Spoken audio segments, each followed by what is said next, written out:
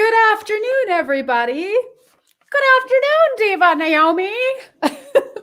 I'm back again today. This is one of a few interviews this Thursday with some students who AvidDiva Music is celebrating. The current student that we are about to talk to is one of my adult students.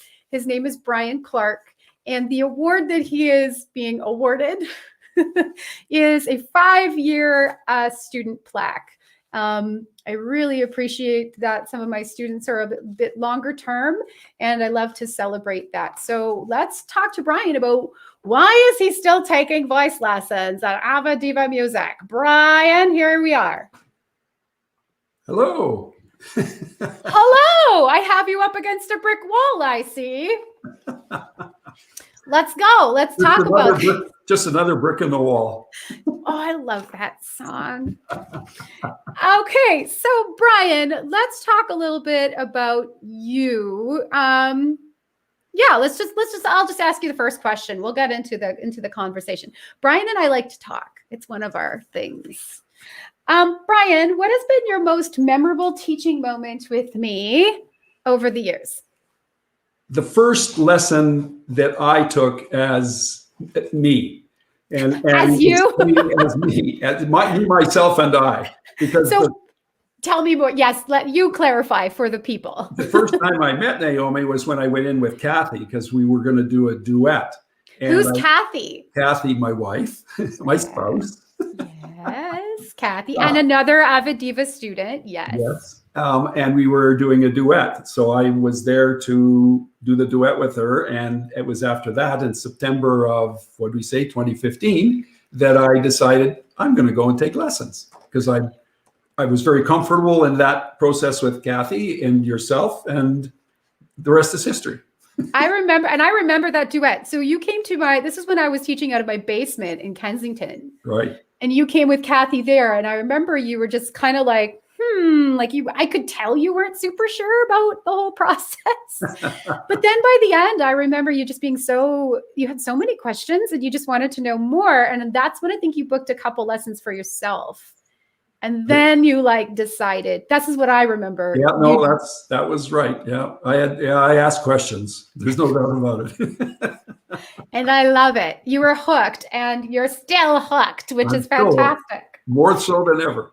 Yeah, because we have a good time. What was the thing about the lesson? Let's get specific about that. What was it about the voice lesson that made you want, the one that you had one-on-one with me when you weren't sure yet? What made you want to come back?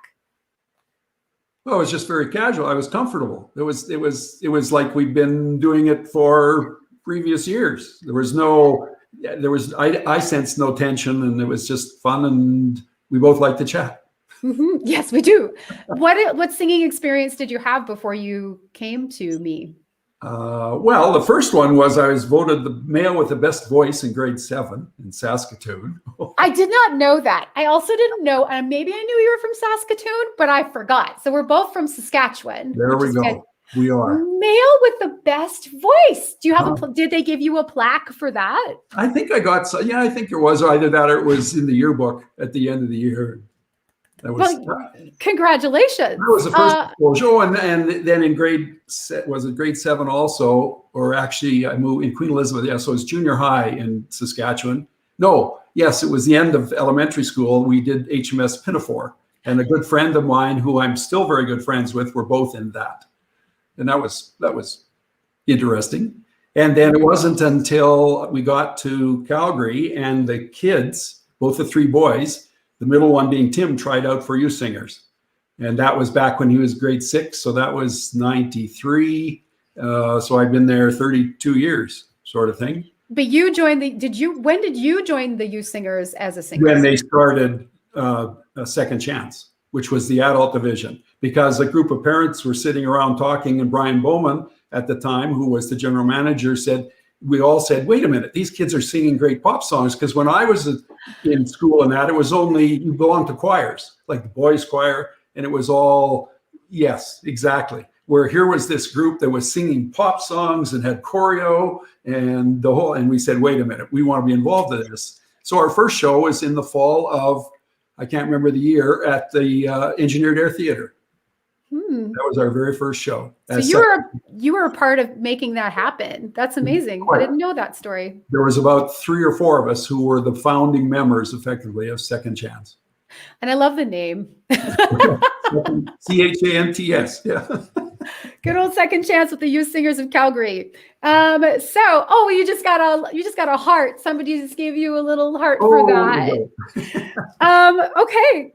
Well, and then that's how you met Kathy, right? Is that how you met Kathy? We went on a trip. It was the trip to China. I had known her before, but only in passing, hello, goodbye sort of thing. And in China, we got together.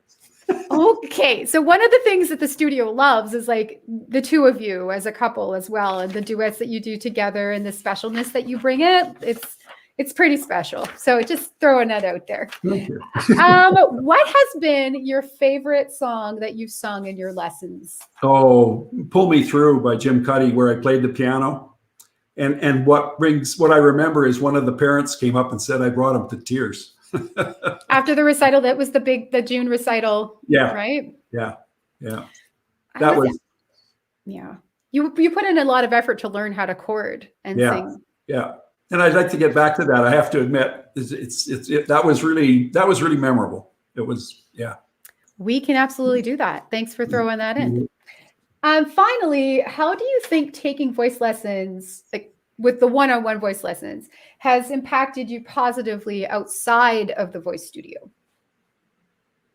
Well, certainly more comfortable singing, treating the recitals as outside the studio, just more comfortable singing for a starter. And in the last while, of course, since Black Lives Matter, is the history and what we've talked about and the background of all these songs and knowing where they came from, knowing what we're singing right and wrong, and just that whole new avenue of repertoire justice, right? Yeah. Figuring out where things came from, who wrote, like you're saying, the history of everything and what we maybe take for granted. We have, Bryan and I have sometimes our whole lessons. We solve the world's problems or we just, no, we don't. Sometimes we realize we have no answers, but we just have some really good conversations, and then we drag ourselves into the singing part. Into the singing. Well, this has just been a pleasure. Thank you so much for joining me. Speaking of singing, let's go back and do that. We got to get ready for our recital. So I'll meet you back on that other StreamYard link, Bryan. Thanks again. Take care. Bye. Thank you for your time. So once again, that was Bryan Clarke. He'll be singing along with 27 other singers on Saturday night at 6 p.m. here on Facebook Live via StreamYard. He's a real special human, so I'm glad you're able to share in a chat with me and Bryan. See you later.